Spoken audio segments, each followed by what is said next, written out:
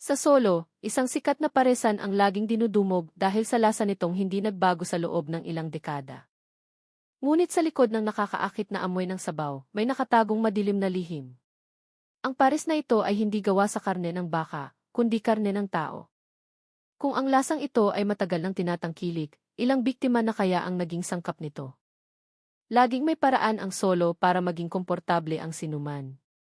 Sa bawat sulok nito, ang amoy ng tradisyonal na pagkain ay humahalo sa ingay ng palengke, mga tricycle na dumadaan, at ang mainit na pagbati ng mga tao. Sa dinami-dami ng mga sikat na kainan, may isang pangalang nakatatak na sa pandinig ng mga residente, ang paresan ni Mang Carding. Nakatayo ang simpleng kainan sa gilid ng pangunahing kalsada malapit sa palengke. Hindi ito marangyang gusali, kundi mga mahabang mesa lang na may upuang kahoy na ilang taon na ring ginagamit. Madalas lumangit-ngit ang yero sa bubong tuwing umiihip ang hangin sa hapon, at tuklap na ang pintura ng mga pader. Pero tuwing papasok ang mga tao, naglalaho ang lahat ng kapintasang iyon. Ang amoy ng malinamnam na sabaw na umuusok mula sa malaking kaldero ay tila lumululon sa ingay sa labas, at nag-iiwan ng iisang bagay, ang gutom na kailangang mapawi agad. Gaya ng nakasanayan, siksikan ang kainan nung araw na iyon. Mga nanay na may kasamang anak, mga empleyadong pauwi galing trabaho, hanggang sa mga estudyanteng naghahanap ng murang kainan pero nakakabusog. Siksikan silang nakaupo, humihigop ng mainit na sabaw, kumakagat sa malambot na karne, at mumingiti ng may kasiyahan. Sa likod ng kaha, isang lalaking nasa middle age na maputi na ang buhok at laging nakangiti ang matyagang nagsisilbi sa lahat. Siya si Mang Carding, ang may-ari at punong kusinero ng paresan na mahigit 30 taon nang nakatayo. Isang order pa ng halo, nay, magiliw niyang sabi habang nagbubuhat ng malaking mangkok at nagsasali ng mainit na sabaw na napakabango. Salamat, Mang Carding. Walang pagbabago sa lasa, sagot ng suki niyang nakangiti. Tumango lang si Mang Carding, nagniningning ang mga mata. Hindi lang basta hanap buhay ang kainang ito, kundi pamana ng buhay niya. Nagsimula siya sa maliit na kariton sa gilid ng kalsada, hanggang sa lumago at naging simpleng kainan na tanyag na ngayon. Araw-araw ay laging mahaba ang pila. May mga dumadayo pagaling sa ibang lungsod para lang matikman ang pares niya. Sa isang sulok ng kainan, nakaupo ang isang binatang nakasalamin na abala sa pagsusulat sa maliit niyang notebook. Siya si Rico, isang batang journalist mula sa isang lokal na dyaryo. Nasa early 30 pa lang siya, simple manamit at laging puno ng kuryosidad. Naatasan siyang magsulat ng feature article tungkol sa mga sikat na kainan sa Solo. Para sa kanya, trabaho lang ito nung una, pampuno sa lifestyle section. Pero may kakaiba nung hapong iyon. Ewan ko ba, nung tinikman ni Rico ang sinasabing pinakamasarap na pares sa lungsod, may kakaibang sensasyon sa dila niya. Napakalinamnam ng lasa.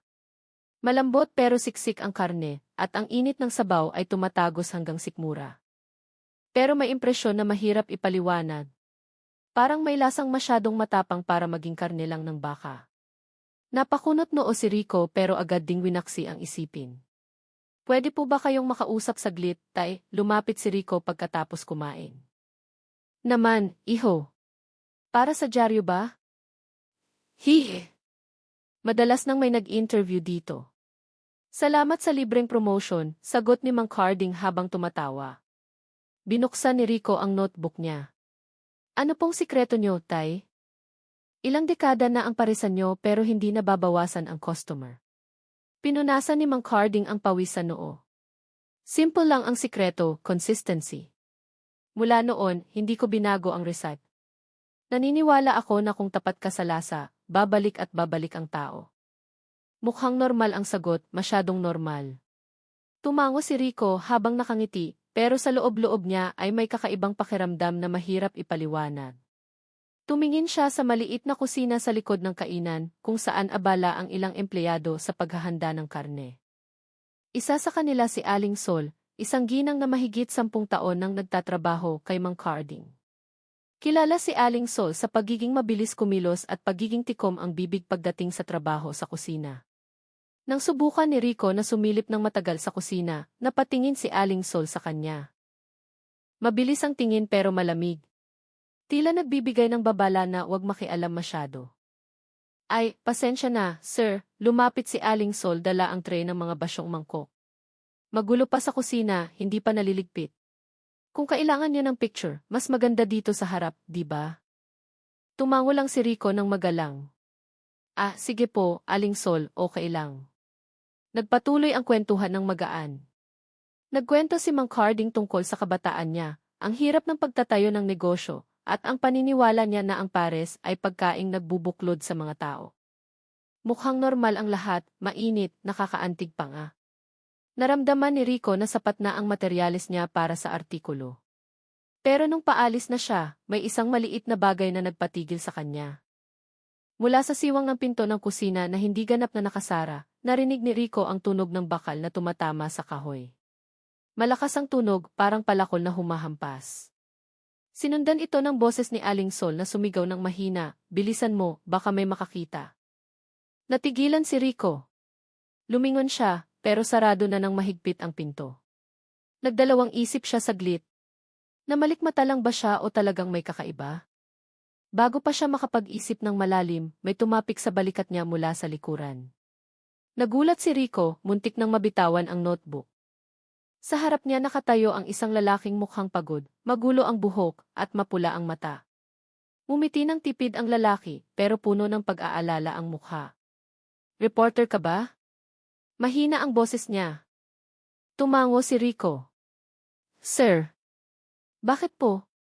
Yumuko ang lalaki at mabilis na isiniksik ang kapirasong papel sa kamay ni Rico. "Kung gusto mong malaman ang sikreto ng paresan na to, basahin mo to ng mabuti. Pero wag mong sasabihin kahit kanino na galing sa akin." Natulala si Rico sa pagkalito. Bago pa siya makapagtanong, mabilis nang naglakad palayo ang lalaki. Sinulyapan ni Rico ang papel sa kamay niya. Magulo ang sulat pero nababasa naman. "Huwag kang maniwala sa maamong ngiti. Hindi baka ang karning yan." Mabilis na naglakad si Rico palayo sa paresan ni Mang Carding nung hapong iyon. Ang hangin ng solo na karaniwang nakaka-relax ay naging mabigat sa pakiramdam. Ang ingay ng mga sasakyan at sigaw ng mga vendor ay naghalo-halo, pero ang isip niya ay nakatuon lang sa papel na hawak niya sa bulsa ng jacket. Ang mga nakasulat doon ay paulit-ulit na umaalingaungaw. Hindi baka ang karning yan? Gusto sana niyang isipin na biro lang yun. Pero ang itsura ng lalaking nagbigay, ang mga matang puno ng takot tila nakataya ang buhay niya, ay nagkumbinsi sa kanya na maihigit pa sa simpleng biro. Huminto si Rico sa gilid ng kalsada, nagsindi ng yosi at binasa ulit ang papel. Magulo ang sulat, halatang nagmamadali at nanginginig ang kamay ng nagsulat. May mga mansa ng tinta na kumalat tila isinulat ng mabilisan. "Bakit sa akin pa ibinigay to?" bulong niya. Bilang journalist, sanay siya sa mga kakaibang impormasyon. Pero iba ang kasong ito. Ang paresan ni Mang Carding ay hindi lang basta kainan, isa itong institusyon sa lungsod. Ilang dekada na itong walang bahid ng masamang issue. Marami ring opisyal at sikat na tao ang kumakain doon. Kung totoo ngang may tinatago, ang pagbubunyag nito ay yayanig sa malalaking pangalan. Nung gabing iyon, hindi makatulog si Rico. Tinitigan niya ang laptop, binuksan ang notes tungkol sa paresan na akala niya ay simpleng feature article lang. Ngayon, naging simula ito ng investigasyon. Mabilis siyang nag-type, laging puno ang paresan. Iba ang lasa kumpara sa iba. Mukhang may tinatago ang mga staff sa kusina. Misteryosong sulat mula sa hindi kilalang lalaki. Isinara ni Rico ang laptop ng padabog. "Kailangan kong mahanap ang lalaking iyon," bulong niya. Kinabukasan, bumalik si Rico sa paresan. Umupo siya sa malayo, nagpanggap na ordinaryong customer. Matalas ang mga mata niya sa pagmamasid sa bawat sulok. Pero lumipas ang ilang oras, hindi pa rin lumilitaw ang misteryosong lalaki. Tanging si Mang Carding lang ang busy sa pagsisilbi kasama si Aling Sol na paruot parito mula sa kusina. Nung pauwi na siya, may humawak sa balikat niya mula sa likuran. Agad na lumingon si Rico, tensyonado ang mukha. Ang lalaking hinahanap niya, mapula ang mata, magulo ang buhok, at balisa ang mukha. "Sumama ka sa akin. Huwag tayong mag-usap dito," mabilis na bulong nito. Nang walang pag-aalinlangan, sumunod si Rico sa lalaki tumawid ng kalsada, pumasok sa makipot na eskinita hanggang makarating sa isang lumang inuupahang bahay sa gilid ng lungsod. Pagbukas ng pinto, tumunog ang lumang kahoy. Amoy kulob pagpasok ni Rico. Pinaupo siya ng lalaki. Ako si Benjo, mahina niyang sabi. Dati akong nagtatrabaho sa paresa ni Mang Carding.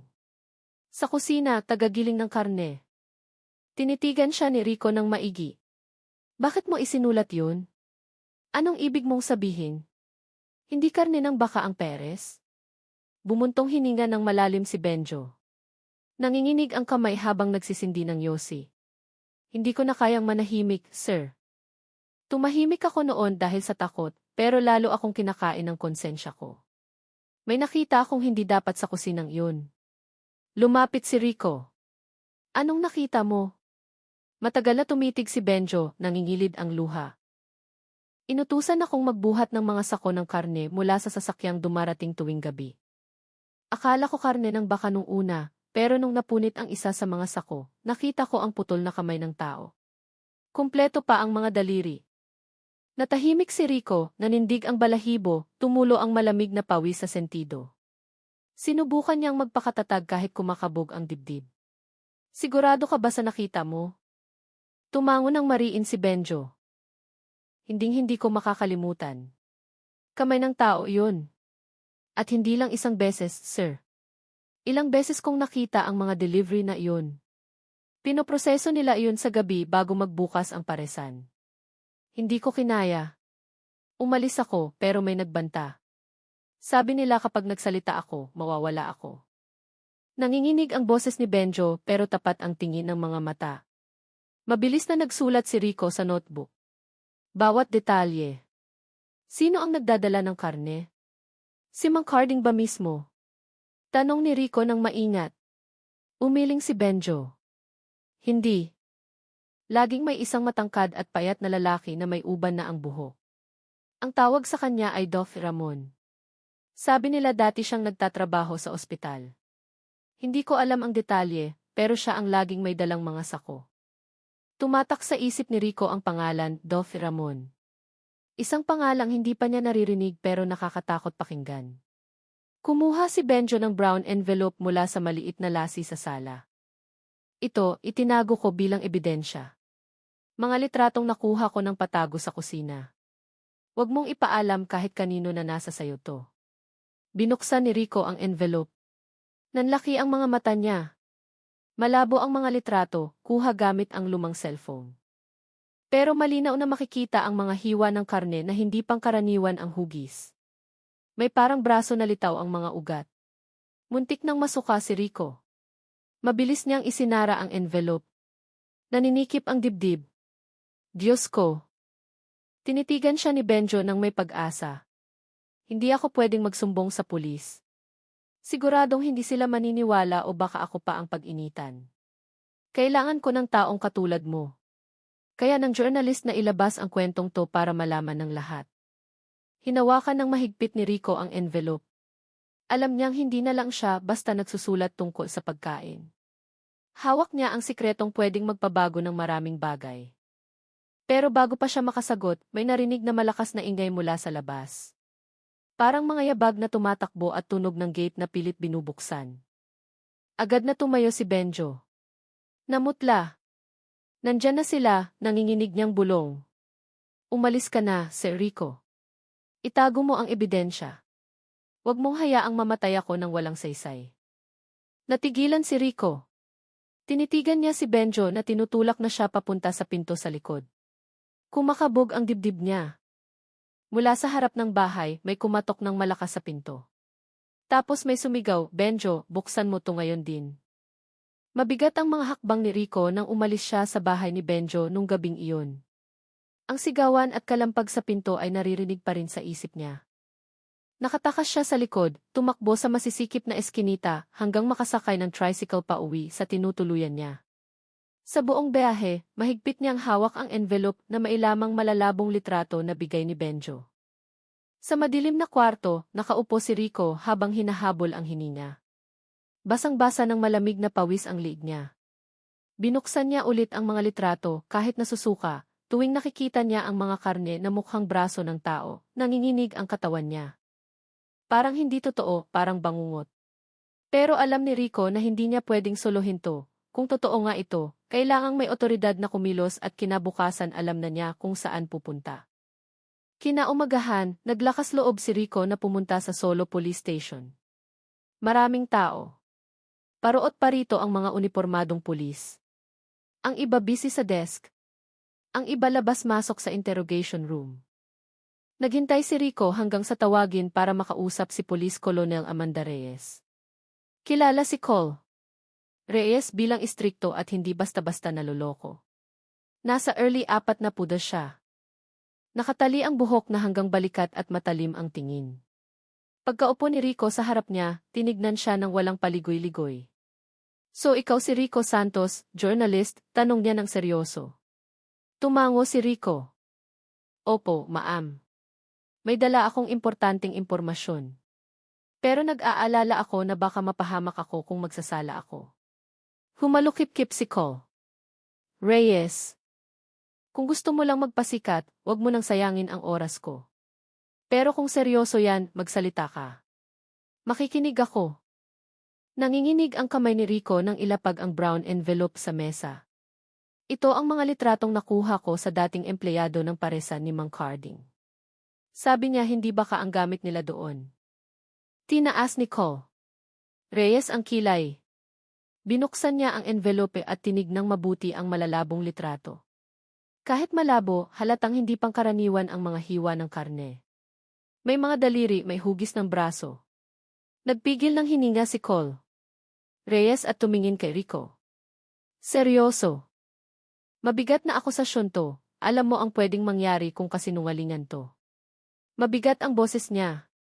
Alam ko po, ma'am. Pero sigurado akong totoo to, nakausap ko mismo ang dating empleyado, si Benjo.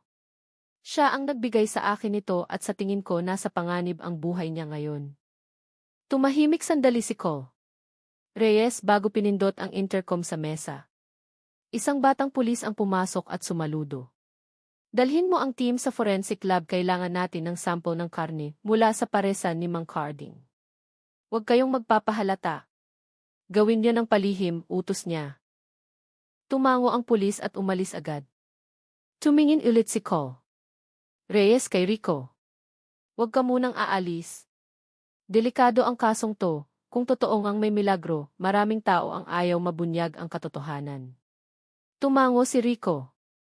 Kahit kumakabog ang dibdib, alam niyang ang tinatahak niya ay hindi na lang basta pagsusulat tungkol sa pagkain.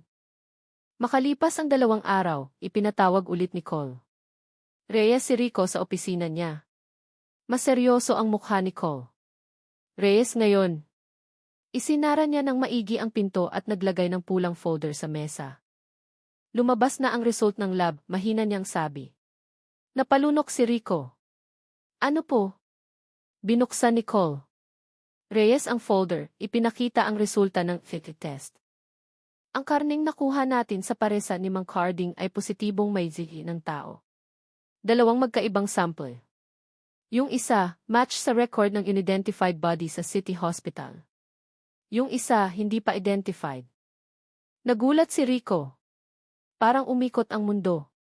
Ang kwento ni Benjo ay hindi lang chismis, kundi nakakakilabot na katotohanan. So totoo nga, halos pabulong niyang sabi. Tumango si Col. Reyes, madilim ang mukha. Ang pinakasikat na paresan sa Solo ay posibleng matagal nang gumagamit ng karne ng tao sa recipe nila. Tinakpan ni Rico ang mukha gamit ang 2 kamay. Magulo ang isip. Paanong nangyaring libu-libong tao, kasama siya ang nakakain ng bagay na hindi nila maiisip? Tinitigan siya ni Col. Reyes ng matalim. Makinig kang mabuti, Rico. Hindi lang ito simpleng krimen. Kung totoo ngang may nagsusupply ng karne, pinag-uusapan natin ang isang underground network. Kailangan mong maging handa dahil simula ngayon, involved ka na. Hindi mananahimik ang mga taong iyan. Tumahimik sandali. Tanging tiktak ng orasan ang naririnig. Nagsalita si Rico. Ma'am, kung totoo to, sino ang nagsusupply ng karne? Si Mang Carding ba mismo? Umiling ng marahan si Col.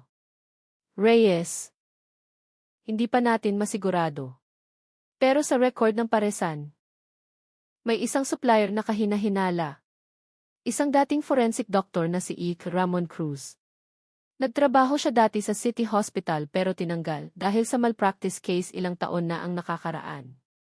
Simula noon nawala siya at ngayon lumitaw ulit ang pangalan niya. Tumusok sa pandinig ni Rico ang pangalan. Pareho ng sinabi ni Benjo, Doc Ramon. Nanlamig ang batok ni Rico. Kung totoo ngang may doktor na sangkot, hindi lang ito negosyo ng Perez. May mas madilim pa sa likod nito.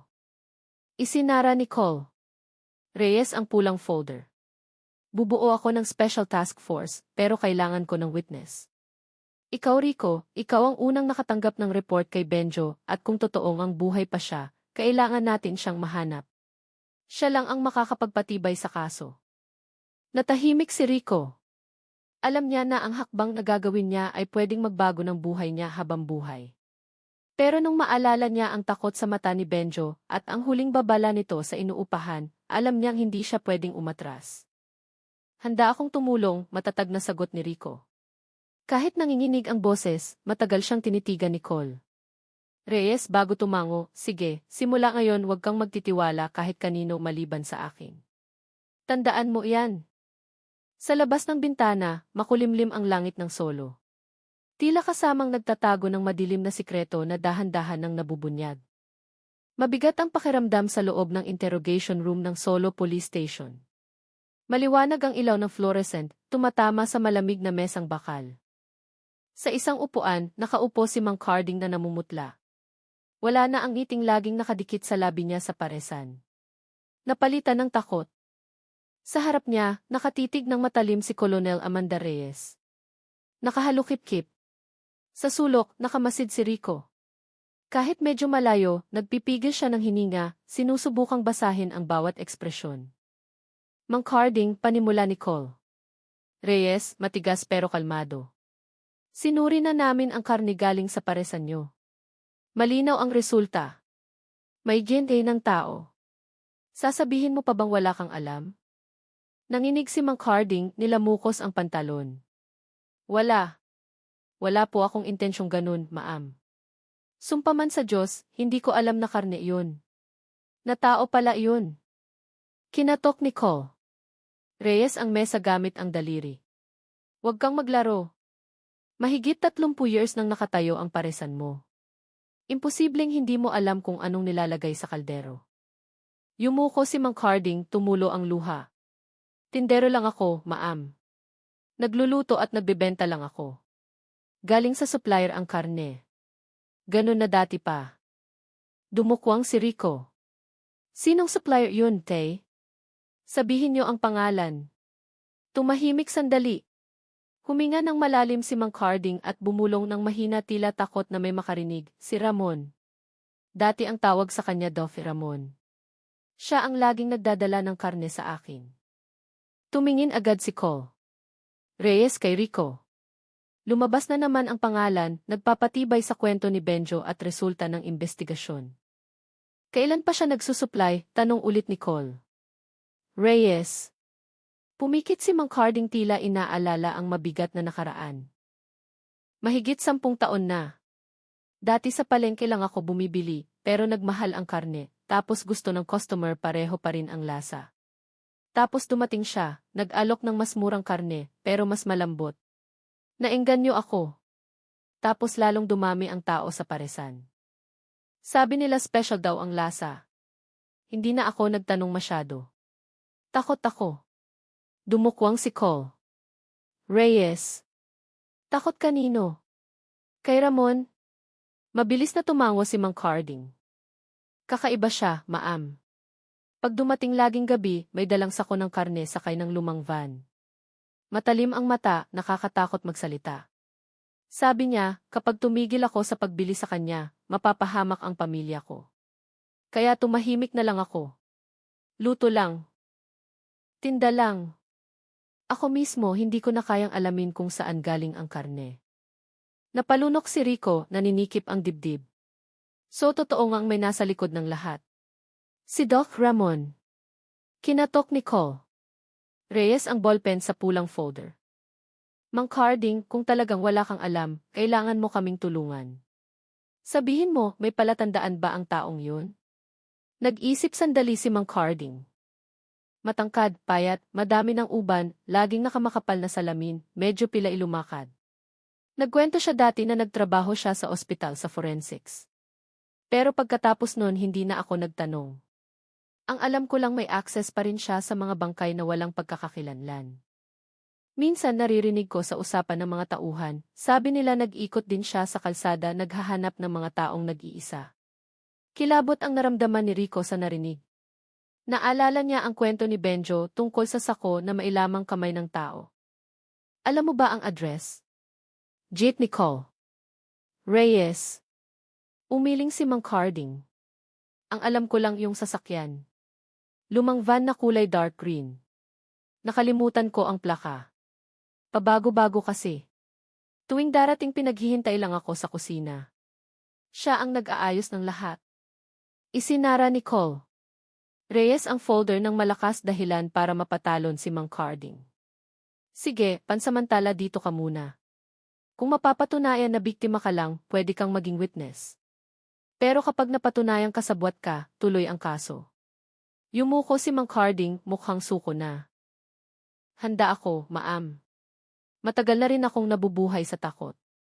Pagkatapos ng interogasyon, naupo si Nicole Reyes at Rico sa opisina. Pumasok ang hangin sa bintana, dala ang amoy ng ulan, nakakatila lang. Lalong lumilinaw, sabi ni Cole Reyes habang nagsisindi ng yosi. Hindi lang basta supplier si Dof Ramon. Siya ang susi. Kapag nahuli natin siya, mabubunyag ang lahat. Tumango si Rico kahit malungkot ang mukha. Pero bakit walang nakapansin sa tagal ng panahon? Ilang dekada na, ma'am. Araw-araw kinakain yun ng tao. Paano na nahimik ang lahat? Tinitigan siya ni Cole Reyes ng matalim. Baka hindi napapansin, Rico, baka marami ang nakakaalam pero piniling manahimik. Natigilan si Rico. Parang kutsilyo ang mga salitang iyon. Kung totoo ngang may mga taong sadyang nagbubulag-bulagan, mas malaking kaso ito kaysa sa isang baliw na doktor at tindero ng Paris. Biglang tumunog ang cellphone ni Cole Reyes, sinagot agad at nakinig sa report ng tauhan. Naging seryoso ang mukha niya. Sage, secure the area. Huwag niyong hayaang may makatakas. Binaba niya ang telepono at tumingin kay Rico. May nahanap ang team natin na bakas ng green van na madalas makita malapit sa lumang ospital. Matagal nang sarado ang building na iyon at may mga residenteng nagsasabing may nakikita silang ubaning lalaki na pumapasok dun tuwing gabi. Bumilis ang tibok ng puso ni Rico. Lumang ospital. Lugar na puno ng kwentong kababalaghan sa mga residente. Tumayo si Cole Reyes, kinuha ang jacket at baril sa biwang. Tara Rico, tignan natin ngayong gabi kung anong tinatago ni Dof Ramon. Kinabahan si Rico. Ang susunod na hakbang ay pwedeng maging simula ng katotohanan o simula ng bangungot na mas malalim pa. Nung gabing iyon, nagsisimula ng tumahimik ang abalang kalsada ng Solo.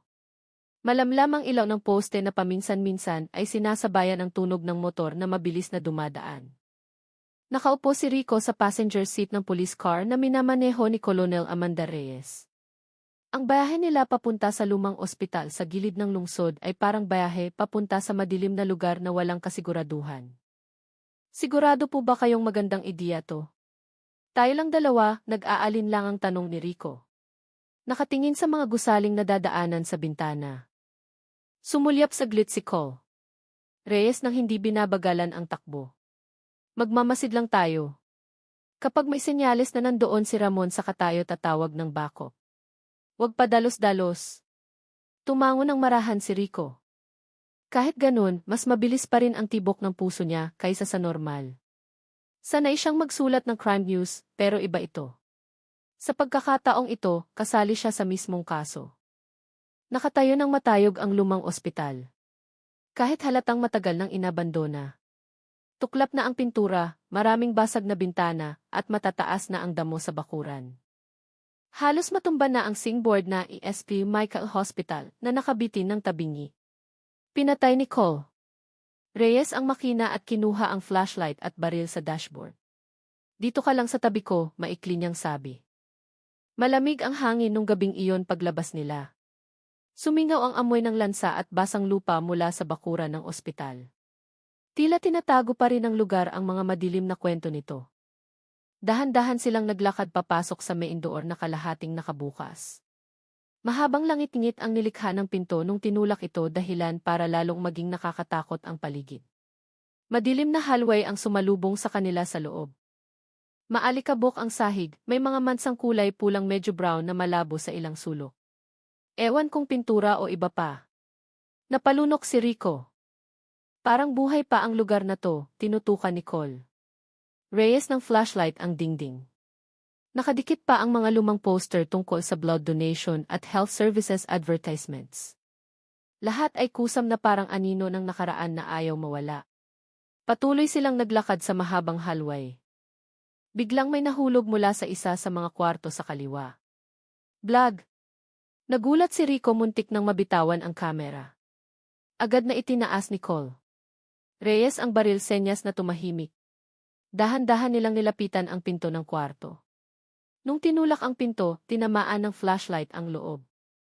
Kinakalawang na hospital bed, walang laman na oxygen tank, at mga nagkalat na medical records sa sahig. Nagtakbuhan ang mga daga palabas sa siwang ng pinto. Nakahinga ng maluwag si Cole. Reyes, daga lang pala. Pero bago pa sila makatalikod, may nakita si Rico sa sulok ng kwarto. Yumuko siya at kinuha ang notebook na kalahating natatakpan ng alikabok. Itim ang pabalat, luma at may mansang pula sa gilid. Binuksan niya ng dahan-dahan at binasa ang maayos pero nagmamadaling sulat kamay.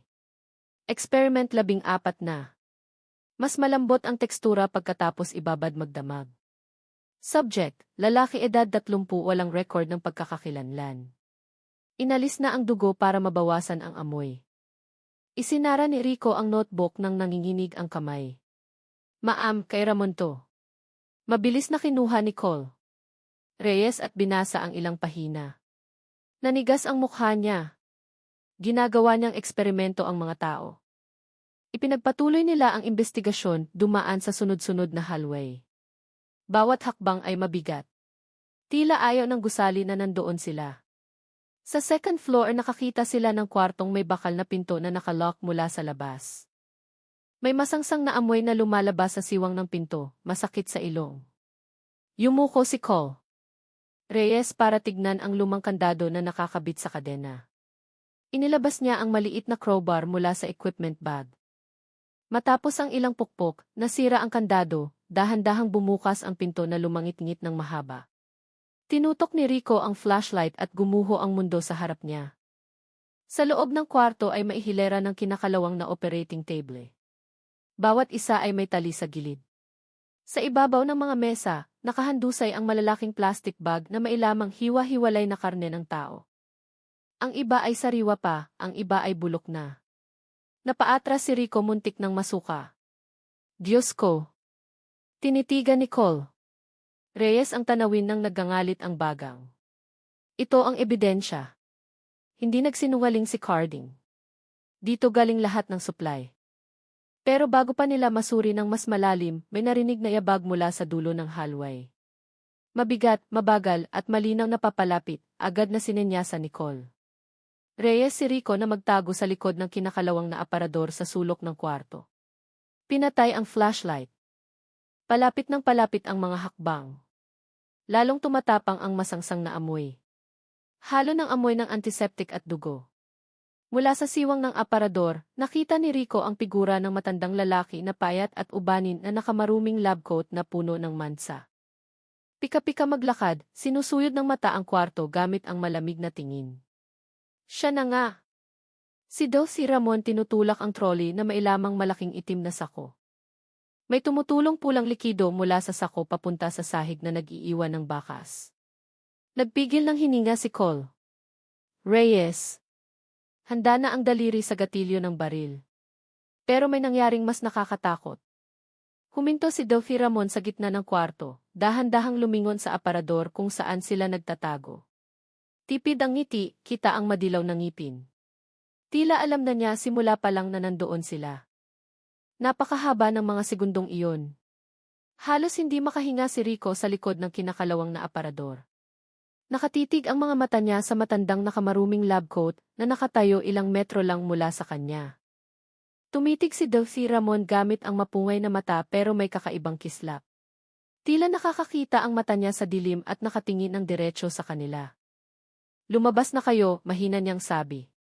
Paos ang boses pero malinaw na naririnig sa tahimik na kwarto. Walang saysay ang magtago. Naamoy ko na ang takot niyo. Nanginig si Rico.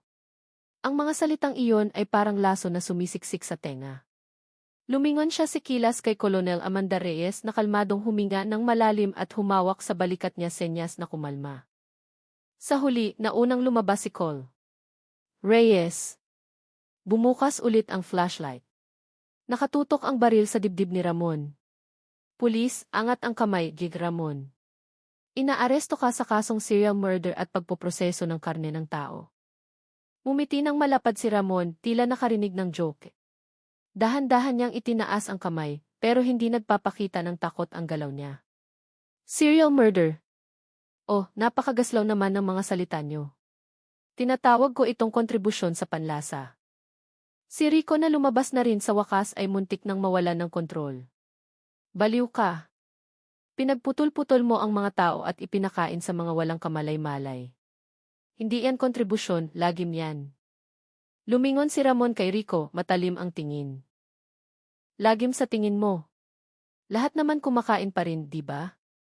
Bumabalik pa nga sila ng paulit-ulit. Hindi ba ang katawan mismo nila ang sumasagot? Nagustuhan nila ang gawa ko. Kahit hindi nila alam kung saan galing, yan ang pinakamataas na uri ng sining sa pagluluto. Itinutok ni Col. Reyes ang baril, nanigas ang panga. Sining, nangidnap ka, pumatay ng mga taong grasa, ginamit mo pa ang mga bangkay na walang pagkakakilanlan.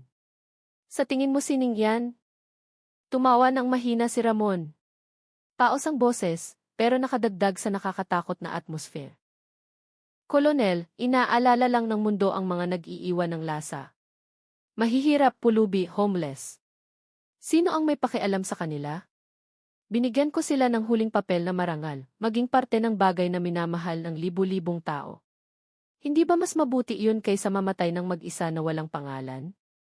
Gustong sumigaw ni Rico, pero naumid ang dila niya. Masyadong malamig ang mga salita ni Ramon, masyadong puno ng kumpiyansa, tila isang paring nangangaral, tungkol sa katotohanang siya lang ang nakakaintindi. Humakbang si Col. Reyes ng isa. Tama na, sumama ka na sa amin ngayon. Pero biglang pumalakpak si Ramon ng 2 beses. Mula sa madilim na hallway sa likod, narinig ang mga yapak. Lumitaw ang 2 malaking lalaki. Matitigas ang mukha na may blankong tingin. May dala silang kinakalawang na bareta at mahabang kutsilyo sa kusina. Nagulat si Rico. Hindi siya nag-iisa. Umisi si Ramon at pinakita ang madilaw na ngipin. Akala niyo ba mag-isa lang akong nagtatrabaho dito? Ah, masyado kayong inosente. Maraming tumutulong. Mas marami pa ang nakikinabang. Hindi simple ang mundo, iho. Ang mundong ito ay abo, sobrang abo. Nanatiling nakatutok ang baril ni Col. Reyes. Kapag gumalaw sila, ipuputok ko to. Tinitigan ni Ramon ang baril saka nagkibit balikat. Sige lang. Pero 1 o 2 tao lang ang mapapatay ng bala. Pagkatapos nun maubusan na kayo ng oras. Parang sariwang karne na mabilis mabulok. Nagsimulang humakbang palapit ang mga lalaki, iwinasiwas ang mga armas ng mabigat ang hakbang. Umatras si Col. Reyes ng isang hakbang sa kabumulong kay Rico. Hindi tayo pwedeng magtagal dito. Sumunod ka sa akin. Tumango si Rico sa panik. Biglang nagpaputok ng baril si Col. Reyes sa air. Bang! Umalingaw-ngaw ng malakas ang putok ng baril dahilan para magliparan ang alikabok mula sa kisam. Natigilan sandali ang mga lalaki sa gulat. Hindi sinayang ang pagkakataon. Hinila ni Col. Reyes si Rico patakbo palabas ng kwarto papunta sa mahabang hallway. Mula sa likuran, umalingaw-ngaw ang tawa ni Ramon kasabay ng mga yapak ng mga lalaking nagsimula ng humabol. Takbo lang, Kolonel.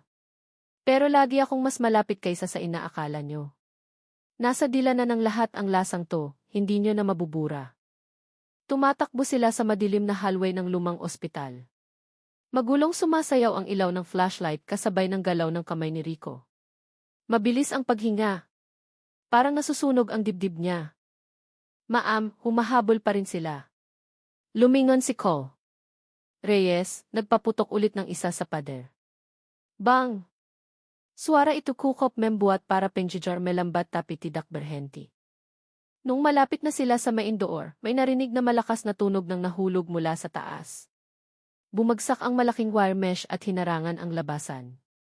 Huminto si Rico, namutla. Natrap tayo. Itinaas ni Cole. Reyes ang baril, sinubukang barilin ang kandado ng wire mesh. Pero bago pa siya makakalabit ng gatilyo, narinig ulit ang mabagal na yapak. Mula sa dilim ng hallway, lumitaw ulit si Ike Ramon. Sa pagkakataong ito, wala na ang trolley, nakatayo lang ng tahimik, may tipid ng ngiti sa mukha. Welcome sa main stage ko, mahina niyang sabi. Laging welcome dito ang sariwang karne at ngayong gabi baka kayo naman. Nanigas si Rico, nanginig ang tuhod. Hinawakan ng mahigpit ni Cole. Reyes ang baril. Nanliit ang mata niya sa pagtantiya. Kasi simula pa lang ng laban. Umalingaw-ngaw ang mahabang tawa ni Ike Ramon sa hallway ng lumang ospital. Tila dumikit sa lumulutang na pader ang nakakatakot ng ngiti na ayaw mawala. Napalunok si Rico, nanginginig ang katawan. Samantalang nanatiling nakatayo ng tuwid si Colonel Amanda Reyes. Hawak ang baril. Matalim ang tingin sa dilim. Dahan-dahang lumapit ang dalawang malaking lalaki na kanina pa may dalang bareta tila mga mandaragit na kinokorner ang biktima. Ikinaskas ang kinakalawang na bakal sa pader na lumikha ng tunog na nagpatindig ng balahibo. Mabilis na bumulong si Cole. Reyes. Sumunod ka sa akin. Huwag kang aalis sa paningin ko. Kapag sinabi kong takbo, tumakbo ka ng buong lakas. Tumango si Rico kahit mabigat ang pakiramdam ng paa niya na parang ayaw gumalaw. Biglang iwinasiwas ng isa sa mga lalaki ang bareta sa direksyon nila. Tumalon si Cole. Reyes sa gilid at nagpaputok ng baril ng isang beses. Bang! Tumama ang bala sa balikat ng lalaki dahilan para sumuray-suray ito at umungol. Pero agad na sumugod ang pangalawang lalaki. Kumislap ang mahabang kutsilyo sa ilaw ng flashlight. Sumigaw si Rico pero mabilis na sinipa ni Cole. Reyes ang kinakalawang na mesa papunta sa lalaki. Nagbigay ng ilang segundong distansya. Takbo na! Tumakbo silang dalawa sa madilim na hallway. Humahabol ang mabibigat na yapak ng mga kalaban mula sa likuran. Sinubukan ni Rico na ayusin ang paghinga pero parang nasusunog ang baga niya. Naghalo ang amoy ng dugo, antiseptic, at kalawang na naging amoy ng impyerno na nagpapasikip ng dibdib. Dinala sila ng mahabang hallway sa isang lumang hagdan. Tuklap na ang pintura ng pader, kinakalawang ang hawakan. Nang walang pag-aalinlangan, hinila ni Cole. Reyes si Rico paakyat ng hagdan papunta sa third floor pero sa taas, may narinig na ibang yapak. Nasilaw sila sa malamlam na ilaw ng ibang flashlight. Mas marami pa sila doon, inis na sabi ni Cole. Reyes. Mas marami siyang tauhan kaysa sa inaakala natin. Nagpanik si Rico. Kung ganun wala na tayong lusot, ma'am. Trap na tayo. Hinila siya ni Cole. Reyes sa gilid papasok sa bakanting operating room. Sa gitna ay nandoon pa ang malaking operating table na kinakalawang na may pulang mansa na siguradong hindi lang pintura. Sa sulok may glass cabinet na puno ng bote ng formalin. Ang ilan sa mga ito ay mailaman na parte ng katawan na inawetan. Muntik nang masuka si Rico pero idiniin siya ni Cole. Reyes sa sahig. Tahimik. Maghintay ng signal. Papalapit na ang mga yapak. Dalawang lalaki ang pumasok sa kwarto, tinutok ang flashlight sa lahat ng direksyon. Naghintay si Cole. Reyes ng tamang tiempo, tapos sinipa ang isa sa malalaking bote ng formalin hanggang mabasag. Bumulwak ang mabahong likido dahilan para magulat ang dalawang lalaki. Sa gitna ng kaguluhan, nagpaputok si Cole. Reyes ng dalawang bala. Bang! Bang! Bumagsak ang isa naman ay sumuray-suray na may tama sa balikat. Ayo, labas na, serurat na. Lumabas sila sa pinto sa likod ng kwarto. Tumakbo ulit sa ibang hallway. May narinig na sirena mula sa malayo. Nauna itong napansin ni Rico. Ma'am, sirena ng pulis yun. Nanlaki ang mata ni Cole. Reyes. Salamat sa Diyos. Dumating na ang backup natin. Kailangan lang nating mag-survive hanggang makapasok sila. Pero narinig ulit ang tawa ni Ramon. Sa pagkakataong ito mas malapit na. Pulis. Sa tingin niyo ba makakatulong ang uniforme at sirena? Maraming naka-uniforme na ang nakatikim ng timpla ko. Hindi nila ako guguluhin. Parte sila ng customer. Natigilan si Rico. Namutla ang mukha. Anong ibig sabihin? Tinulak siya ni Cole. Reyes. Huwag kang makinig sa kanya. Focus sa paglabas. Pero sa loob-loob ni Cole. Reyes, nagsisimula na rin siyang magduda. Paano kung totoo ngang may mga pulis na nagpoprotekta kay Ramon? Sa wakas ay nahanap nila ang emergency door sa dulo ng hallway. Sinipa ito ni Cole. Reyes ng malakas, pero nakalock ang pinto sa labas. Binaril niya ang kandado ng isang beses. Tumama ang bala sa bakal, pero hindi pa rin bumukas ng tuluyan ang pinto. Samantala, palapit na ng palapit ang mga yapak at tunog ng bareta na kumakaladkad sa sahig. Nagpanik si Rico tapos nakakita ng malaking bintana sa kaliwang bahagi ng kwarto. Kahit basag ang salamin, kasya pa rin daanan ang bintana. Ma'am, dyan tayo dumaan. Mabilis na lumingon si Cole. Reyes at tumango. Binasag niya ang natitirang salamin gamit ang hawakan ng baril at naunang umakyat. Bilis! Sumunod si Rico na nanginginig ang kamay. Nagkasugat-sugat ang katawan dahil sa matalim na salamin. Mula sa loob ng hallway, palapit na ang boses ni Ramon kasama ang mga hakbang ng mga tauhan niya. Bago tuluyang makalabas si Rico, lumingon siya sa loob. Sa isang iglap, nakita niya ang mukha ni Ramon sa likod ng ilaw ng flashlight. Pareho pa rin ang malamig na ngiti at sa pagkakataong ito ay may kasamang mahinang bulong. Babalik ka para hanapin ako dahil hindi mawawala kailanman ang lasang natikman mo na. Natigilan si Rico. Nagmadali siyang hilahin ang katawan palabas at gumulong sa basang damuhan sa likod ng ospital. Agad siyang tinulungan ni Cole. Reyes na tumayo. Takbo sa kotse, bilis. Rinig na ang sirena. Ilang pulis mobile ang papalapit habang nakatutok ang pula at asul na ilaw sa harap ng ospital. Tumakbo sina Cole, Reyes at Rico papunta doon. Pero bago sila makarating, bumukas ng malakas ang malaking bakal na pinto sa likod. Naglabasan ang mga tauhan ni Ramon, hinabol sila.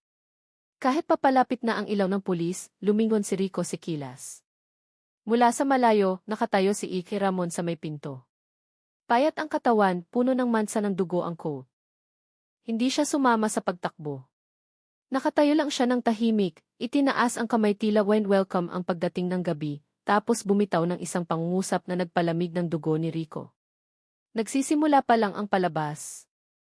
Kinaumagahan, nakaupo si Colonel Amanda Reyes sa conference room ng Solo Police District na tensyonado ang mukha.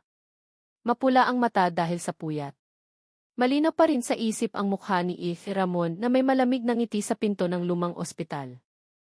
Sa harap niya, pinapakita sa projector screen ang mga litrato ng resulta ng raid kagabi, kwartong puno ng bote ng formalin, sisa-sisa ng potongan tubo, serta katatan medis usang yang digunakan wahyu untuk menkat at sicap bahan bako.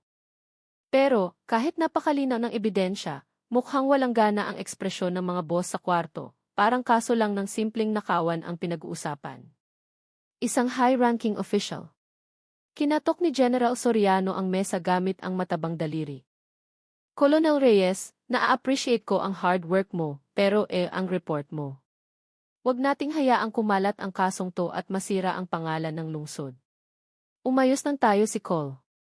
Reyes. With all due respect, sir. Hindi ito ordinaryong kaso. Ada kemungkinan sa jaringan ini melibatkan orang dalam. Nakakita kami ng malinaw na ebidensya na hindi lang gumagamit si Ramon ng hindi kilalang bangkay, kundi pati mga buhay na biktima. Mga taong kalye na nawala ng walang bakas. Nagkatinginan ang ilang opisyal. Gayunpaman, umiti lang ng tipid si Soriano tila kabisado na ang lahat ng palusot na iyon. Huwag kang magpadalos-dalos sa pagbibintang. Former forensic expert nga si Ike Ramon, pero kung walang ebidensya na pwedeng itest sa korte, hindi natin siya makakasuhan. Muntik nang tumayo si Cole. Reyes. May ebidensya na. Nakita mismo ng media kagabi. Rico Santos. Mabilis na sumingit si Soriano. Yun na nga ang problema. Bakit ka nagdala ng reporter sa secret police operation? Nakalimutan mo na ba ang Code of Ethics? Huwag mong hayaang ituring na paninira sa pangalan ng institusyon ang ginawa mo. Biglang tumahimik ang kwarto. Naramdaman ni Cole Reyes na kumukulo ang dugo niya. Alam niya. Hindi lang pangaral ang sinabi ni Soriano, banayad na banta yun. Sa kabilang banda ng lungsod, nakaupo si Rico Santos sa harap ng laptop sa simpleng boarding house. Nanginginig ang mga daliri sa pagpindot sa keyboard. Kakatapos lang niyang isulat ang pinakamatapang na draft news sa buong career niya. Legendary beef Perez sa solo, hinihinalang gumagamit ng human meat. Main supplier, konektado sa former forensic doctor. Sunod-sunod na dumaloy ang mga talata na pinagsama ang totoong testimonya at visual evidence na na-record niya gamit ang cellphone kagabi. Video ng nabasag na bote ng formalin. Boses ni Cole Reyes na nag-uutos. Pati ang sigaw ng isa sa mga tauhan ni Ramon na natamaan ng bala. Alam ni Rico na kapag lumabas ang balitang ito, lilikha ito ng malaking alon. Pero alam din niya na pwede siyang malunod sa alon na iyon. Biglang tumunog ang cellphone niya. Unknown number. Nag-alinlangan si Rico na sagutin pero pinindot din ang answer button.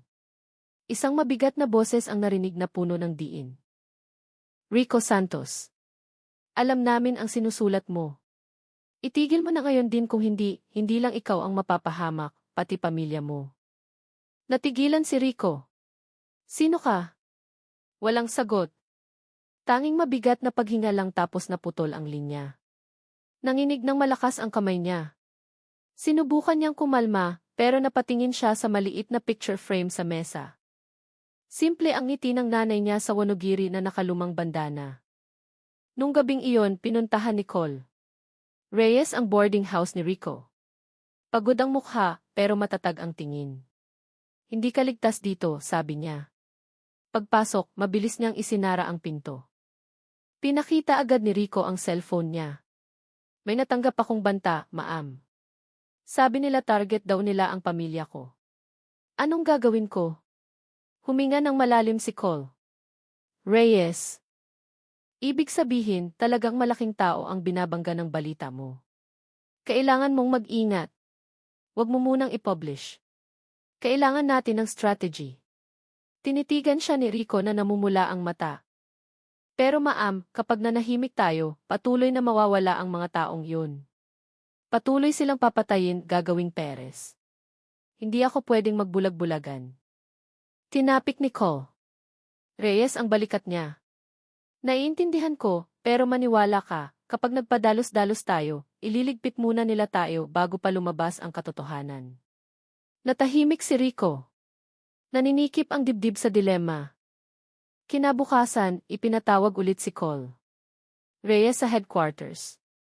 Sa pagkakataong ito, mas tensyonado ang sitwasyon. Sa air-conditioned room na iyon, hinarap niya hindi lang si Soriano, kundi pati na rin ang ilang civilian officials. Isa na dun si Ingy Hartono, isang kilalang negosyante na kilala sa pagiging generous sa publiko. Ngumiti ng magiliw si Hartono, pero gustong barilin ni Cole Reyes ang sinabi nito. Kolonel, napakasensitibo ng kaso ng Perez. Ilang dekada ng icon ng lungsod ang paresan na iyan. Kapag nalaman ng tao ang sikreto sa likod niyan, pwedeng bumagsak ang maliit na ekonomiya sa paligid. Ayaw pumunta ng turista, lugi pati ibang tindero. Siguradong ayaw mong isipin na ikaw ang dahilan nun, di ba? Kinuyom ni Cole Reyes ang kamao. With all due respect, sir. Anong saysay ng ekonomiya kung gawa sa dugo ng inosenteng tao? Hindi nawala ang ngiti ni Hartono. Dumukwang lang siya at bumulong ng mahina. Minsan, dugo ang tamang presyo para sa sarap. Kinilabutan si Cole Reyes sa sinabi. Agad niyang na-realize, hindi lang alam ni Hartono, kundi parte siya ng mga regular customer na tinutukoy ni Ramon. Kinagabihan, nakatanggap si Rico ng brown envelope sa harap ng pinto ng boarding house. Walang pangalan ng sender. Sa loob ay may iisang litrato. Naglalakad ang nanay niya sa palengke nang hindi namamalaya na may kamera na nakasunod sa likuran. Nanigas si Rico, nanginig ang katawan. Nanuyo ang lalamunan. Tinawagan niya agad si Cole. Reyes. Ma'am, talagang tinatarget nila ang pamilya ko. Hindi ko na alam kung sino ang dapat pagkatiwalaan. Mabigat ang boses ni Cole. Reyes sa kabilang linya. Relax, Rico, huwag kang gagawa ng kahit ano ng mag-isa. Simula ngayon lalaban tayo, pero sa paraang hindi nila inaasahan. Malakas ang buhos ng ulan sa Solo nung gabing iyon. Nagre-reflect ang ilaw ng post sa basang kalsada parang basag na salamin. Naghintay si Colonel Amanda Reyes sa isang maliit at tahimik na kapehan sa gilid ng lungsod. Hawak niya ang tasa ng kape na lumamig na, pero hindi mapakali ang isip niya. Sa harap niya, nakaupo si Rico Santos na hindi mapakali habang nakatingin sa bintanang puno ng patak ng ulan. Simula nung matanggap niya ang litrato ng nanay niya sa loob ng envelope, hindi na bumalik sa dati ang mukha niya. May malalim na takot, pero may nagsisimula ring tumubong apoy ng paglaban. Ma'am, talagang mag-isa na lang tayo ngayon, mahinang sabi ni Rico. Maraming pulis ang kasabwat. Malinaw na nagpoprotekta ang mga opisyal.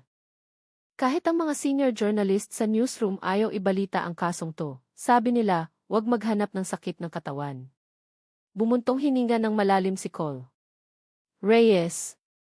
Hindi lahat pwedeng pagkatiwalaan, pero may isa akong kilalang posibleng makatulong.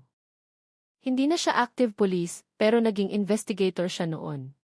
Malinis na tao. Kahit dahil din dun kaya siya natanggal. Lumingon si Rico. Sino? Tinitigan siya ni Cole.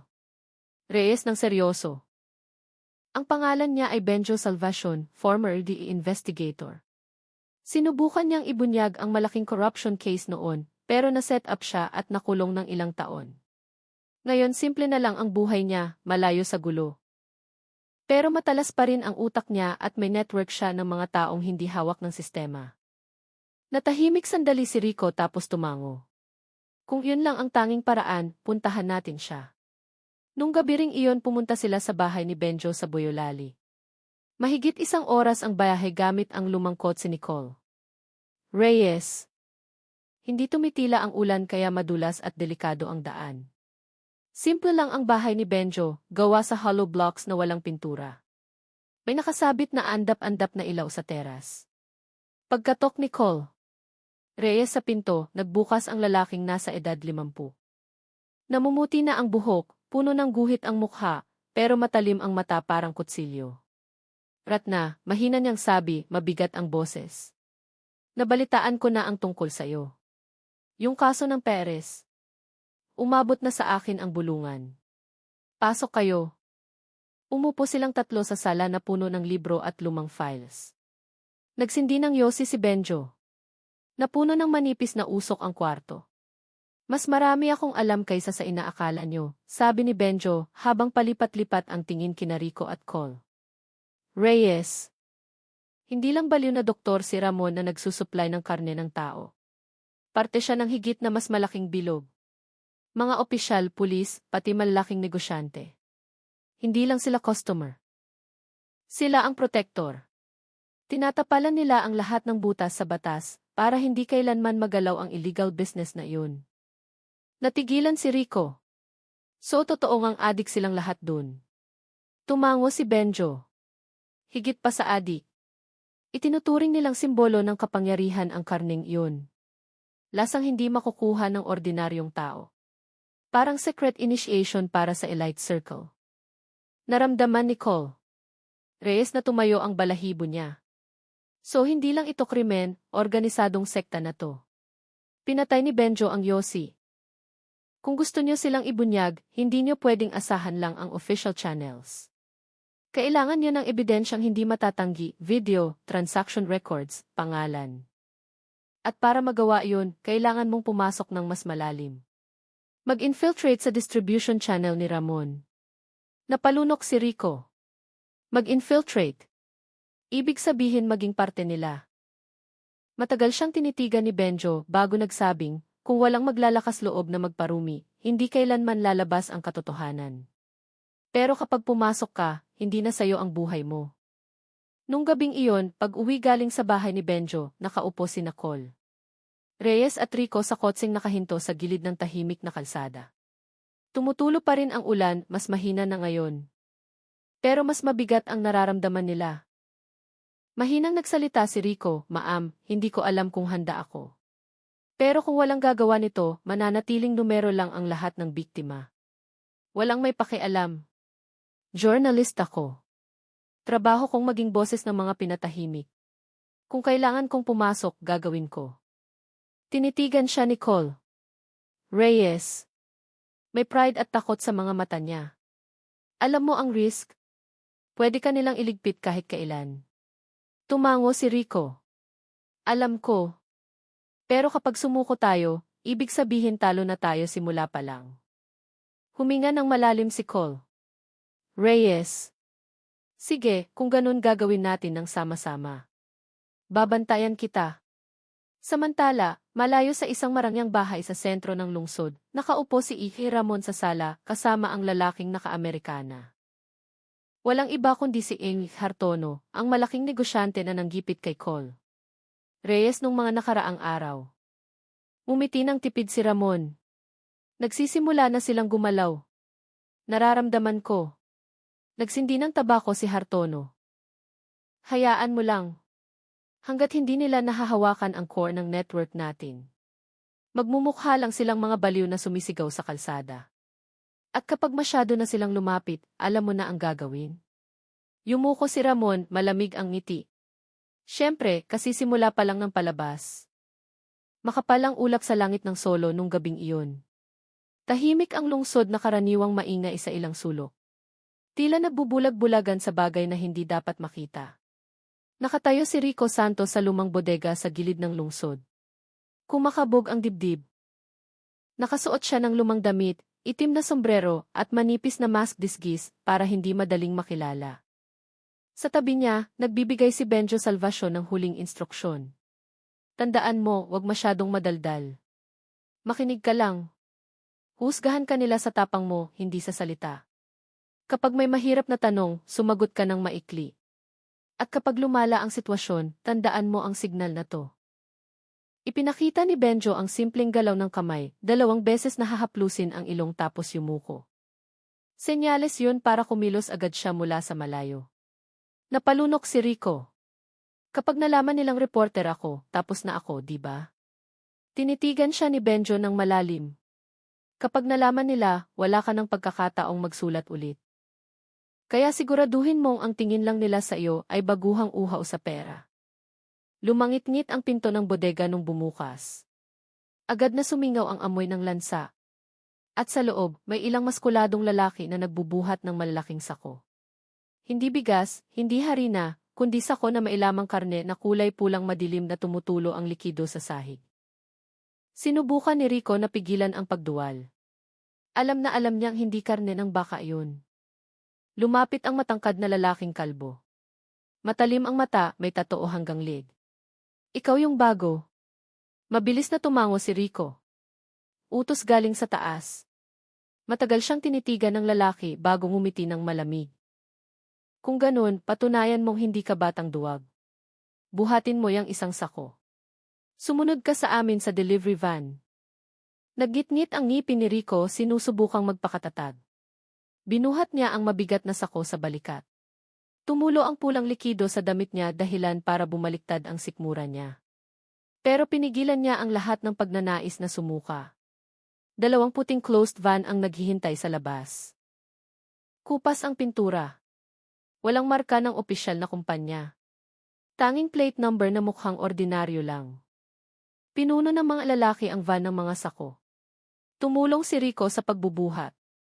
Nagpanggap na busy, pero matalas ang matang nagmamasid. Nakita niya ang kapirasong papel sa dashboard ng isa sa mga van. Delivery list na may address ng mga sikat na paresan sa iba't ibang sulok ng lungsod. Importanteng ebidensya to, isip niya. Kapag napikturan ko to, malalaman ng mundo. Pero bago pa siya makagalaw, tinapik siya ng malakas ng lalaking kalbo sa balikat. Hoy, anong tinitingin-tingin mo? Ha? Natigilan si Rico. Wala, curious lang ako sa ruta. Tinitigan siya ng matalim ng lalaki sa katumawa ng gaspang. Maganda ang maging curious. Pero kapag sobra, baka mawalan ka ng ulo. Tandaan mo yan. Pilit na ngumiti si Rico habang tumutulo ang malamig na pawis sa sentido. Sa ibang lugar, nakaupo si Colonel Amanda Reyes sa tahimik niyang opisina. Kumukurap ang neon light, maalinsangan ang hangin. Simula nung meeting kina Colonel Soriano at N. Hartono, alam niyang binabantayan ang galaw niya. Tumunog ang telepono sa mesa. Sinagot ni Amanda. Colonel Reyes, boses ng hindi kilalang lalaki. Alam namin na nakikipagtulungan ka sa isang reporter. Alam din namin na lumalapit ka sa taong nagngangalang Benjo Salvacion. Akala mo hindi naamoy ang galaw mo? Nanigas si Amanda. Sino ka? Tumawa ng mahina ang boses. Mensahero lang ako. Simple lang ang mensahe ko. Tumigil ka na ngayon o bangkay mo ang susunod na magiging raw material. Click. Naputol ang linya. Hinawakan ni Amanda ng mahigpit ang telepono. Lalong lumilinaw ang pressure mula sa labas. Narealize niya na ang kalaban na hinaharap niya ay hindi lang si Ramon o Hartono, kundi malaking sindikato na nakapasok na sa loob ng institusyon niya. Kinuha niya ang baril sa lasi, nagkarga ng bala. Kung gusto nila ng gyera, mahina niyang bulong, lalaban ako hanggang sa huling patak ng dugo. Samantala, sumakay si Rico sa isa sa mga closed van kasama ang dalawa pang lalaki. Lalong tumatahimik ang kalsada sa gabi. Umugong ang makina ng van habang dinadala sila sa destinasyon na hindi pa malinaw. Nagsindi ng yosi ang katabi niya. Napuno ng usok ang loob. Swerte mo, bata. Hindi lahat nabibigyan ng pagkakataong sumama sa distribution. Kapag naihatid mo to sa destinasyon, ituturing ka ng pamilya. Sinubukang umiti ni Rico ng pilit. Pamilya. Tinitigan siya ng lalaki gamit ang mapupulang mata. Pamilyang nakakaalam ng pinakamahal na lasa sa mundo. Yumuko si Rico, nagpanggap na kalmado. Sa loob-loob niya nagdarasal siya na binabantayan pa rin siya ni Benjo mula sa malayo. Huminto ang van sa masikip na eskinita. Mula sa bintana, nakita ni Rico ang malabong singboard, Paresan Sari Rasa Solo. Ilang taon na, bukas pa rin ang paresan. Mukhang kumakain ng santai ang ilang customer nang walang kaalam-alam. Ibinaba ang mga sako ng karne sa pinto sa likod. Tumulong si Rico pero palihim na isiniksik ang cellphone sa bulsa ng jacket. Naghintay siya ng tiyempo na walang tao, tapos nanginginig ang kamay na kinunat ng litrato ang delivery list na nakita niya kanina. 1 click, 2 clicks, sapat na para maging ebidensya. Pero malas, biglang lumitaw ang lalaking kalbo mula sa likuran. Nanliit ang mata. Anong ginawa mo? Nanigas si Rico. Sinubukan niyang magtakip. Wala, tumingin lang sa relo. Lumapit ang lalaki, dinakma ang bulsa ng jacket niya ng marahas. Nahulog ang cellphone ni Rico sa sahig. Umilaw ang screen, pinapakita ang bukas na camera api. Biglang nanigas ang paligid. Lahat ng mata ay nakatingin kay Rico. Umisi ang lalaking kalbo. Mukhang may nahanap tayong maliit na daga. Umatras si Rico, nanginginig ang katawan. Dead end ang nasa harap niya. Sa malayo, mula sa loob ng isa pang sasakyan na nakaparada sa dilim, ibinaba ni Benjo Salvacion ang bintana. Nakita niya ang gulo gamit ang matatalim na mata. Naabot na ng kamay niya ang baril na nakabalot sa tela. Huwag kang magpanik, nak, bulong niya. Nangako akong babantayan ko ang likod mo. Inihanda niya ang sarili, alam na sumasabog na ang impyerno sa masikip na eskinita na yun. Kumukurap-kurap ang ilaw ng neon sa kusina sa likod ng Paresan Sari Rasa. Amoy malinamnam na sabaw na humalo sa lansa ng mga sako na kakababa lang. Pero hindi na iyon nararamdaman ni Rico Santos. Ang katawan niya ngayon ay marahas na nakasandal sa pader. Nakuha na ng lalaking kalbo na makinis ang ulo at masamang makatingin ang cellphone niya. Ano to? Itinaas ng lalaki ang cellphone na nakabukas pa. Malinaw na nakabalandra sa screen ang litrato ng delivery list. Sa tingin mo ba tanga kami? Agad na pinalibutan siya ng ibang lalaki habang naglalabas ng mga balisong. Isa pa nga sa kanila ay nanutok ng mahabang bakal sa dibdib ni Rico. Sinubukan ni Rico na pakalmahin ang sitwasyon. Teka lang. Wala akong kwenta. Kailangan ko lang ng pera. Hindi ako magkakalat ng kahit ano. Ngumisi ng malamig ang lalaking kalbo. Sa tingin mo maniniwala kami sa kalokohan mo? Daga ka. At lahat ng daga kailangang itapon bago sirain ang bodega. Mula sa malayo, alam na ni Benjo Salvacion na nagmamanman mula sa kotse na masama ang sitwasyon. Kitang-kita niya ang galaw ng mga lalaki mula sa malabong salamin ng paresan. Hawak ng kamay niya ang baril. Pero nag-aalangan siya. Kapag pumasok siya ng frontal, baka si Rico agad ang maging unang biktima. Nagmura si Benjo sa isip. Masyadong mabilis na buko ang bata. Kinuha niya ang maliit na handy-talkie na dala niya at pinindot ang boton para kay Cole. Reyes. Emergency. Halos patay na si Rico. Kailangan mong kumilos agad kung ayaw mong maging susunod na hiwa ng karne ang batang yan. Samantala, natanggap ni Colonel Amanda Reyes na nasa unmarked patrol car ang mensahe. Nanigas ang mukha niya. Location, likod ng Paresan Sari Rasa, masikip na eskinita. Hindi ako pwedeng pumasok mag-isa, mabilis na sagot ni Benjo.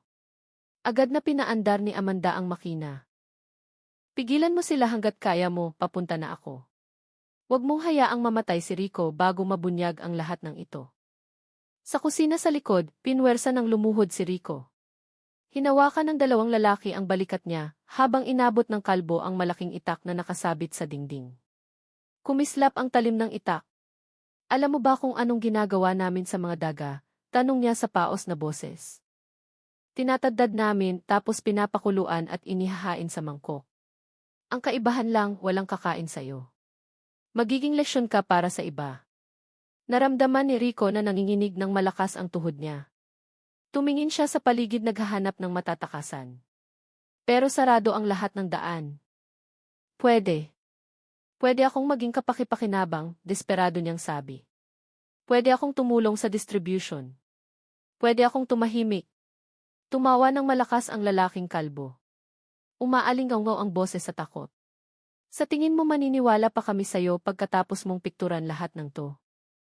Itinaas niya ang itak ng mataas handa ng tumaga. Pero eksaktong sa oras na yun, may inihagis na bote ng alak mula sa pinto sa likod at nabasag ng malakas sa sahig. Tumalsik ang laman na nagkalat ng matapang na amoy ng alak. Lumingon ang lahat sa may pinto. Sa ambang pinto, nakatayo si Benjo Salvacion na nakatutok ang baril. Malamig ang mukha, matalim ang tingin. Pakawalan niyo ang bata o ngayong gabi kayong lahat ang magiging ulam sa impyerno. Nagbago ang kapaligiran. Ilang lalaki ang naglabas ng patalim. May kumuha ng pamalo. Nanliit ang mata ng kalbo. Salvacion. So ikaw pala ang nakikisawsaw. Narinig ko na ang pangalan mo. Dating matandang lobo na ngayon nagpapakabayani. Hindi na tinag si Benjo. Masyado ka nang matagal naglalaro sa maruming kusinang to, Wahyu. Bibigyan kita ng isang pagkakataon. Lepaskan Arif lalo kita bikara. Ang pangalang yun, Wahyu, ay nagpagulat kay Rico. So ang lalaking kalbo na to ang kanang kamay ni Hartono at controller ng illegal distribution. Tumawa ng malakas si Wahyu. Tumalbog ang boses sa buong kwarto. Salvacion, isa ka sa mga nagbulag-bulagan noon nung tinatayo namin ang network na to. At ngayon darating ka na nagkukunwaring malinis. Huli na, inihampas niya ang itak kay Rico. Reflex. Nagpaputok si Benjo. Bang! Tinamaan ng bala ang balikat ni Wahyu dahilan para sumuray-suray ito. Nabitawan ang itak, nahulog ng kumalansing sa sahig. Pero nagkagulo agad. Sumugod ang mga tauhan ni Wahyu habang nagpaputok ulit si Benjo, sinusubukang pigilan sila. Sinamantala ni Rico ang gulo para kunin ang maliit na kutsilyo sa mesa sa kusina. Nang nanginginig ang kamay, itinusok niya ito sa hita ng isa sa mga lalaking may hawak sa kanya. Sumigaw ang lalaki sa sakit, binitawan siya.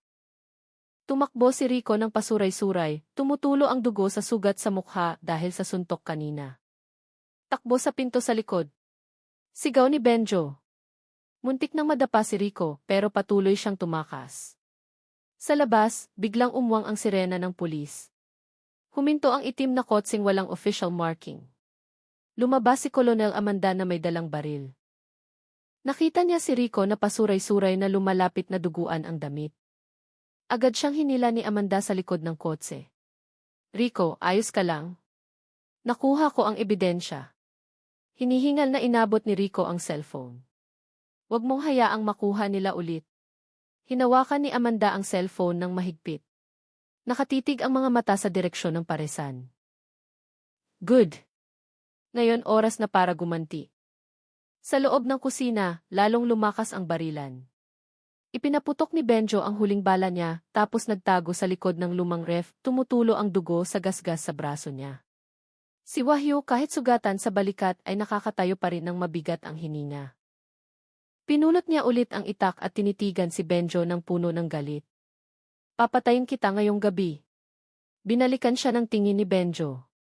Nakaukit ang tipid ng ngiti. Kailangan mo munang lampasan si Amanda. Pagkasabi nun, winasak ng malakas ang pinto sa likod.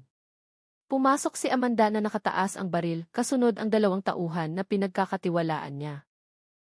Pulis, ibaba niyo ang armas niyo, malakas niyang sigaw. Pero ngumisi lang si Wahyu. Pulis! Huwag kang magpatawa. Ang mga pulis sa lungsod na to ay sa amin. Sa tingin mo mahuli mo ako. Kahit ganun, halatang nagpapanik ang mga mata niya. Alam niyang nung gabing iyon, ang patibong na inilatag niya ay nagsisimula ng sumakal sa sarili niyang liig. Biglang nagbago ang kapaligiran sa kusina ng paresan sari-rasa at naging battlefield. Ang amoy ng pulbura ay humalo sa amoy ng sabaw na umaasov pa rin mula sa malaking kaldero, basa ang sahig ng dugo at basag na salamin. Sa gitna ng lahat ng iyon, nakatayo si Wahyu na duguan ang balikat. Hawak pa rin niya ang itak, ang tingin ay puno ng galit at kawalan ng pag-asa. Pumasok si Colonel Amanda Reyes kasama ang dalawang tauhan, nakatutok ang baril. Bitawan mo ang armas, Wahyu. Tapos na ang laro mo. Tumawa si Wahyu ng paos. Mas parang tili ng taong nawawala ng pag-asa ang tawa niya. Tapos na? Akala mo madali? Sa tingin mo hahayaan ni Hartono na bumagsak na lang ang lahat ng to? Agad na bumigat ang hangin dahil sa pangalang yun. Rinig na rinig ni Rico na nakaupo pa rin ng mahina sa labas ng kwarto na puno ng sugat ang mukha. Sinubukan niyang tumayo para lumapit. Pero sumenya si Amanda na manahimik lang siya. Dahan-dahang lumabas si Benjo Salvacion na nagtatago sa likod ng lumang ref na nakatutok ang baril. Pwede kang magtago sa likod ng pangalan ni Hartono, pero ngayong gabi malalaman ng lahat na isa ka lang mumurahing berdugo. Suminghal si Wahyu tapos dumura sa sahig. Wala kayong naiintindihan. Ang lasang yun. Lasang nakakaadik sa lahat. Kahit mga opisyal, pulis, negosyante, lahat sila suki namin. Hindi lang ako ang kalaban nyo, kundi ang buong lungsod. Biglang narinig ang mabibigat na yapak mula sa pinto sa harap ng paresan. Natahimik ang lahat. Mula sa makipot na pasilyo, lumitaw ang isang matandang lalaki na nakaitim na suit. Maamo ang mukha pero kagalang-galang. Puti na ang buhok, pero matalim ang tingin parang kutsilyo. Siya si Hartono, ang opisyal na may-ari ng paresan at utak sa likod ng lahat. Ang ingay naman ngayong gabi, kalmado niyang sabi. Kahit nakakatindig balahibo ang boses niya, tinitigan niya si Amanda, tapos si Benjo. Tapos si Wahyu, ayoko ng gulo sa bahay ko. Tumayo ng tuwid si Amanda, tinutok ang baril. Hartono, sa ngalan ng batas, inaaresto ka sa salang serial murder, kidnapping, at organ trafficking. Hindi ka na makakatakas. Umiti lang si Hartono. Batas? Sa tingin mo gumagana ang batas sa lungsod na to? Alam din ng mga tauhan mo. Nabibili ang lahat. Sa loob ng ilang dekada kong nakatayo dito, walang naglakas loob na galawin ako. Humakbang si Benjo ng isa. Hanggang ngayong gabi. Sumabog ang tensyon nung sinubukan ni Wahyu na nasukol na tagain si Amanda gamit ang itak niya. Tumalon si Amanda sa gilid at nagpaputok. Tumama ang bala sa tiyan ni Wahyu. Natumba siya. Umaagos ang dugo pero nagawa pang magmura ng bibig niya. Traidor, anas niya bago na nahimik na nakadilat ang mata. Tinakpan ni Rico ang bibig gamit ang nanginginig na kamay. Sa unang pagkakataon, nasaksihan niya ang kamatayan ng ganun kalapit. Hindi nagpakita ng emosyon si Hartono nung makitang namatay ang kanang kamay niya. Pumalakpak lang siya ng dahan-dahan tila nanunuya. Magaling, matapang ka rin pala, Amanda. Pero wag mong isiping panalo ka na dahil pinatay mo si Wahyu. Kahit wala siya, iikot pa rin ang negosyong to. Pinigil ni Amanda ang galit niya. Hindi, nasa kamay na namin ang lahat. Ebidensya, saksi, pati tauhan mong sumuko na, ikaw mismo ang magsasara ng kwentong to. Bumuntong hininga si Hartono tapos dumukot sa bulsa ng coat niya. Isang maliit na baril ang kumislap sa kamay niya. Agad na nagtutukan ng baril ang lahat. Kung ganun, malamig na sabi ni Hartono. Hayaan mo ako ang magsara ng sarili kong kwento. Pero bago pa siya makapagpaputok, umalingaw na ang putok ng baril. Bang! Sumuray-suray si Hartono. Tumagos ang bala sa braso niya. Napaupo siya. Nabitawan ang baril. Lumapit si Amanda. Matigas ang mukha pero may natitira pang awa sa mata. Huwag kang umasang madali kang mamamatay. Kailangan mong makita mismo na nabubunyag ang lahat ng ginawa mo.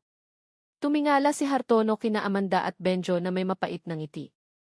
Sa tingin niyo ba may pakialam ang mga tao sa labas? Kakain pa rin sila dito kahit alam nila ang sikreto. Mas matimbang ang sarap kaysa sa takot.